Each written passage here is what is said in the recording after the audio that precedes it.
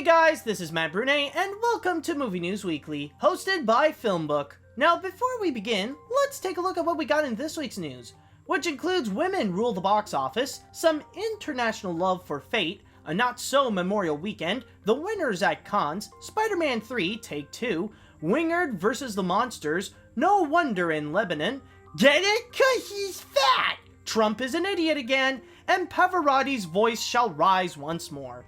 So with that said, let's get things started. Today's lesson: it takes a strong woman to kickstart the box office.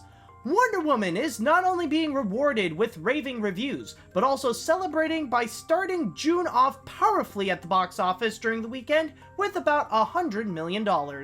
Compared to the others, this is currently the weakest opening among the films of the DC Cinematic Universe, but Warner Brothers is still aware that they got a big hit in their hands. Meanwhile, the other new superhero this week, Captain Underpants, the first epic movie, started off very modestly in second place with more than $23 million. Technically, as an animated feature, some would say that this marks it as a flop, but because of its surprisingly low budget of $38 million, DreamWorks Animation will still be able to end up finding a profit with The Waistband Warrior. However, for the second weekend of Pirates of the Caribbean: Dead Men Tell No Tales, it walked down the plank into third place by only making more than $21 million. Following from behind include Guardians of the Galaxy Volume 2 with less than $10 million, Baywatch with more than $8 million, and Alien Covenant with about $4 million. I don't know about here, but in the rest of the world, they love to see those crazy cars. During Memorial Day weekend, The Fate and the Furious crossed $1 billion at the international box office. This would make it the sixth film to ever cross that milestone, and the second of the franchise to do so. Other movies that have done that include Titanic, Furious 7, Jurassic World, Star Wars: The Force Awakens, and Avatar, which the latter is the only movie that crossed $2 billion internationally. As it stands, The Fate and the Furious has also made $223 million domestically and a global total of $1.2 billion behind the live-action reboot of Beauty and the Beast. Speaking of which, during that time, the Disney movie also made a big record by being the 8th film to ever cross $500 million domestically, behind the non-Fast Furious films previously mentioned, The Avengers, The Dark Knight, and Rogue One. Okay, admittedly, maybe last week's box office run wasn't all that great. The box office performance during Memorial Day weekend was the slowest in 2 decades by only making a domestic total of $172.3 million. The only time that it had gotten worse than that was back in 1999 when it only accumulated $142.5 million. During that time, it was Star Wars Episode 1: The Phantom Menace that opened in theaters.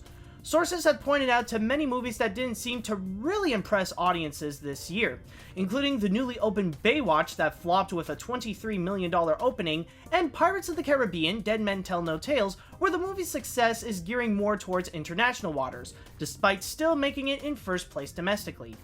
Another reason for this sense of emptiness is because analysis stated that audiences are holding on to their money for this week for movies like Wonder Woman and Captain Underpants.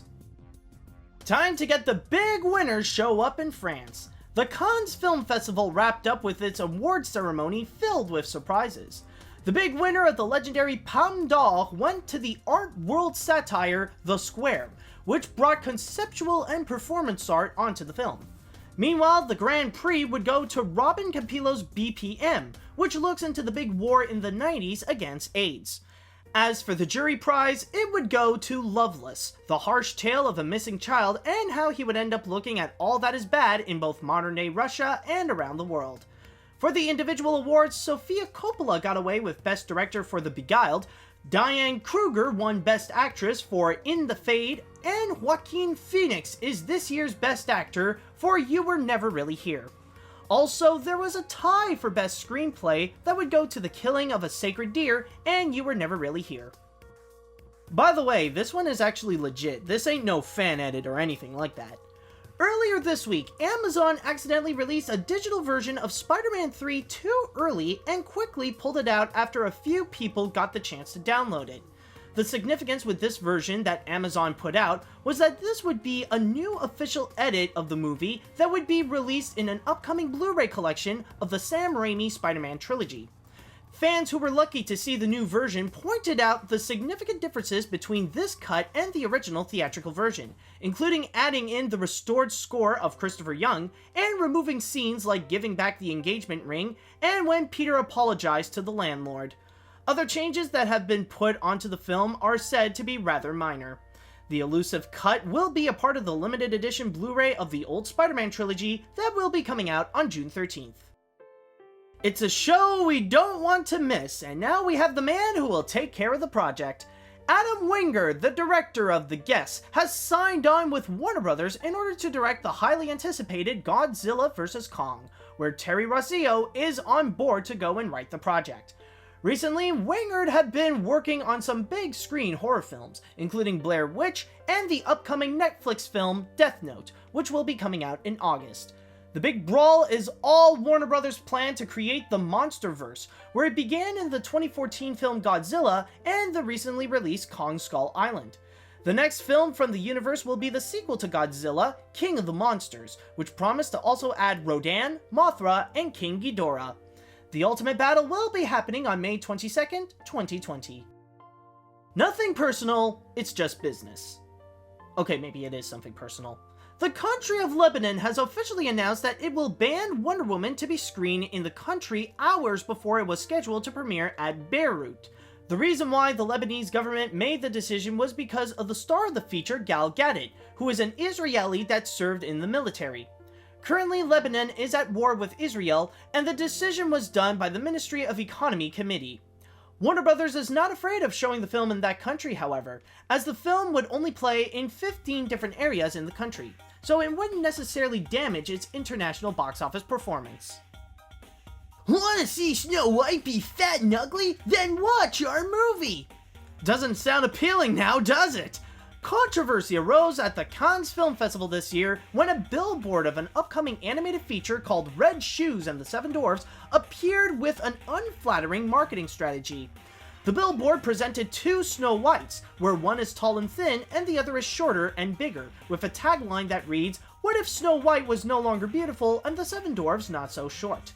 On top of the trailers visually presenting that tagline as if the punchline of the joke is that she's not as beautiful as you think, this sparked massive outrage on social media, where even Chloe Grace Moretz commented on the situation on Twitter, who will be the star of the film. She stated, "I am just as appalled and angry as everyone else. This wasn't approved by me or my team. Please know I have let the producers of this film know. I lent my voice to a beautiful script that I hope you will all see in its entirety. The movie itself will try to redeem itself when it hits theaters in 2018. Hey look! The disgrace of America did something stupid again to please his mentally challenged supporters! Might as well add that to the list! Paramount has announced that an Inconvenient Sequel, the follow-up to Al Gore's acclaimed documentary, that it will make a last-minute edit in order to include idiot dictator Donald Trump's decision of leaving the Paris Climate Agreement. Gore stated, "Removing the United States from the Paris Agreement is a reckless and indefensible action.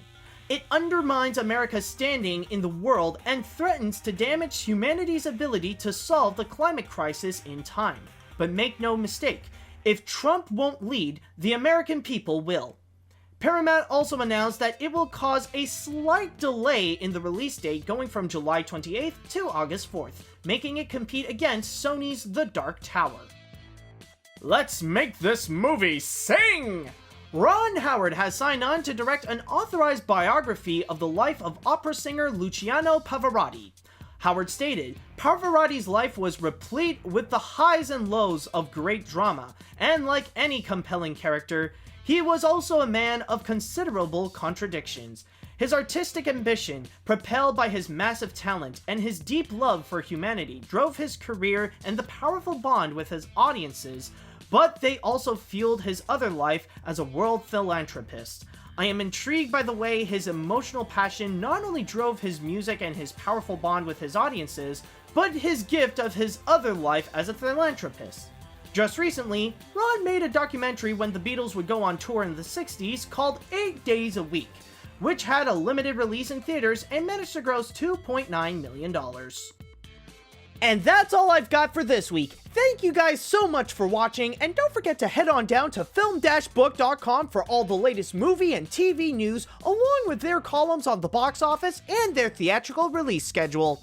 Also, you can follow them on whatever social media you'd like. And while you're at it, you can follow me on my YouTube, Facebook, and Twitter if you're more into stuff like animation, Disney, and my weird sense of humor.